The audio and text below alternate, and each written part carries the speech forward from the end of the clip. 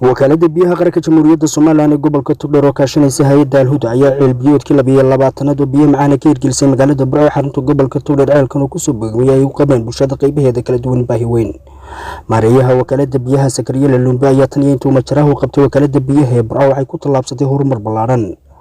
munaasabada xadhiga lagaga jirayna waxaa ka soo qayb galay wasiirka wasaaradda diinta iyo awqaafta qaranka jamhuuriyadda Soomaaliland, wasiir ku-xigeenka kheyraadka biyaha qaranka jamhuuriyadda Soomaaliland, maamulka gobolka Togdheer ka degmada Burco dhammaantoodna waxay si isku mid ah u ammaaneen maareeyaha wakaalada biyaha qaranka jamhuuriyadda Soomaaliland ee gobolka Togdheer Sakariye Lumbe oo tan iyo markii uu xilka qabtay ay horumar ballaaran ku tallaabsatay wakaalada biyaha ee Burco. ceelbiyoodkan 22aad laga hirgeliyay magaalada Burco xarunta gobolka Togdheer ayaa xaafadda laga hirgeliyay waxay u qabeen gabi ahaanba baahi weyn.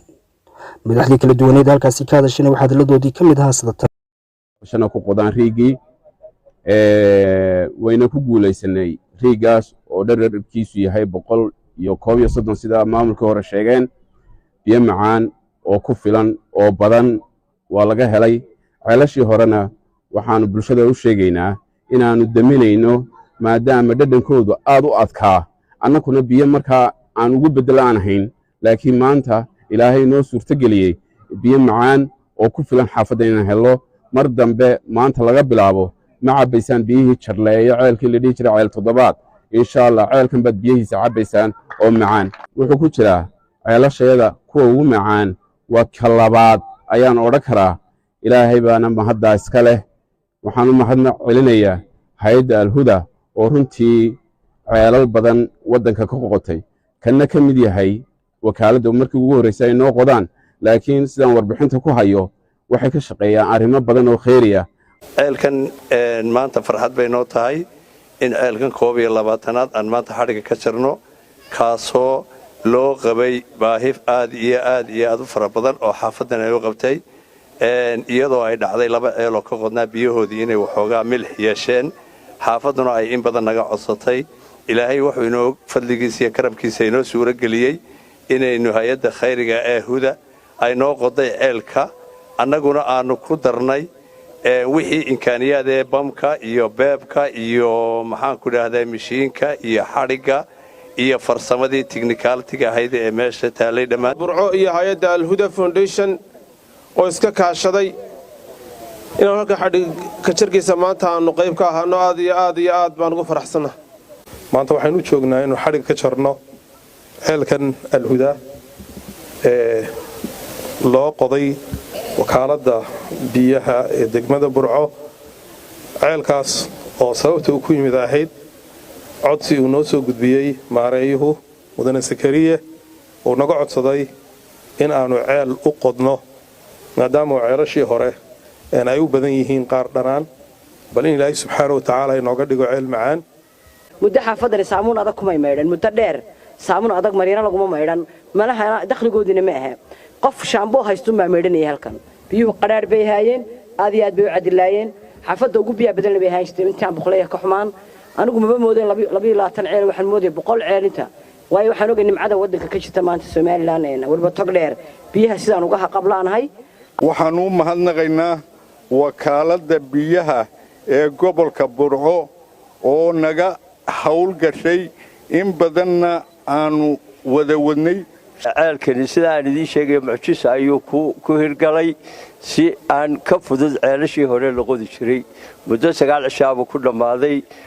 wasiir ku-xigeenka wasaaradda horumarinta kheyraadka biyaha iyo agaasimayaashiisana runtii aad iyo aad baan ugu mahad celinaynaa dadaalka iyo juhdiga ugu jiraan guud ahaanba qaranka sidii biyo ku filan goob kastoo haraad ka jiro ay ugu soo saari lahaayeen. aad iyo aad baa u mahadsantiin baanu leenahay. subxaanahu wa ta'aala ina soo waafajiyey saaka inaan xadhiga ka jarno ceelkii 22aad ee iska kaashadeen hay'adda Al-Huda iyo wakaaladda biyaha ee Burco.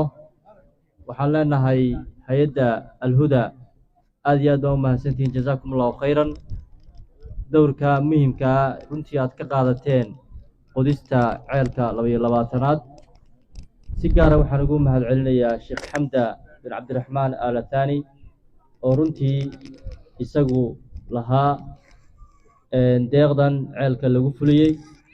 sidoo kale waxaan u mahad celinayaa wakaaladda horumarinta biyaha ee Burco oo runtii muddadii ay maareeyaha iyo maareeye ku-xigeenka ay joogeen shaqo ballaaran iyo hawl ballaaran oo wanaagsan runtii ay ka qabteen. Sheekh Bashiir maanta uu dhammaystirmay ceel biyo macaan oo uu dhan yahay wixii kale imkaaniyaad ama afka qalaad lagu yidhahdo infrastructure ee uu baahnaa si biyo macaan looga helo ceelkan. ceelkani sidaa laydiin sheegay wuxuu ku yimid iskaashi ay hormood ka ahayd wakaaladda horumarinta biyaha ee degmada Burco oo ah marka waddanka la eego wakaaladda labaad ee ugu ballaadhan qarankeena waraabisana magaalada Burco iyo waqtiyada abaartu jirto gobolka Togdheer intiisa badan oo magaalada Burco ay u tahay biyo. si gaar ah aniga sharaf waxa igu ah inaan maanta xadhiga ka jarno ceelkii 22aad oo bedelaya ceelkii hore ee lambar 7 ee qaraaraaday ee deegaankan ama xaafadan markii hore waraabin jiray oo farxadda kalena ay tahay in xaafadii ceelkii horena maanta la fadhiisiyo ceel cusub oo biyo macaan loo soo daayo. ceelkan halkan laga qoday ee ay iska kaashadeen iyada iyo wakaaladda biyuhu waa ceel macaan oo biyo macaan laga gaadhay waana runtii qayb ka mid a baahidii bulshada oo la daboolay. wakaaladda biyaha Burco waa la ogsoon yahay, qaranku waa ogsoon yahay si gaara hawshii ay qabatay muddadii hadda wasiir cali iyo wasiir ku-xigeenku ay joogeen. hawl ballaadhan bay runtii gobolka ka qabteen weliba waa